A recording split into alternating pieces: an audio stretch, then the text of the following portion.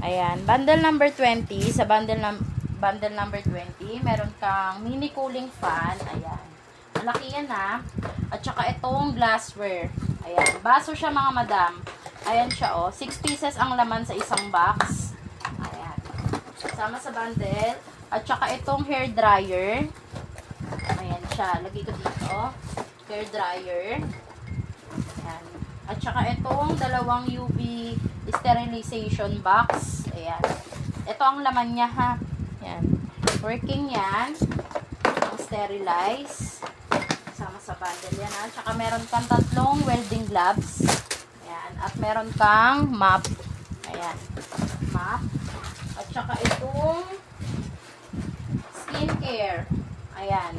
Ito siya. Tatlo yan. Sama sa bundle. At saka meron kang dalawang travel bag. Ito. Pwedeng lagyan ng mga cosmetic. Ayan. Dalawa yan ha. At saka itong bag ulit. Sling bag. Dalawa rin. Ayan. Kasama sa bundle. Meron ka kasama rin tong carrier bag. Ayan. Ito ha. Malaki yan mga madam. Ito yung sample niya. Ayan siya. Malaki yan ha. Ito. Meron ka na ito. Kasama yan. At saka itong dalawang booklet. Yan. Sa isang pack, 10 pieces ang laman. Kasama yan. Meron kang picture frame. Ayan. Picture frame. At saka ito pang body wash. Pwede rin sa mukha. Ayan. 5 pieces niyan.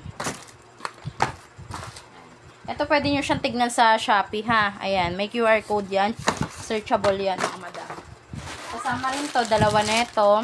Ayan. Pang bata to. Pang first aid pagka nabibilaukan. Ayan. Kasama yan.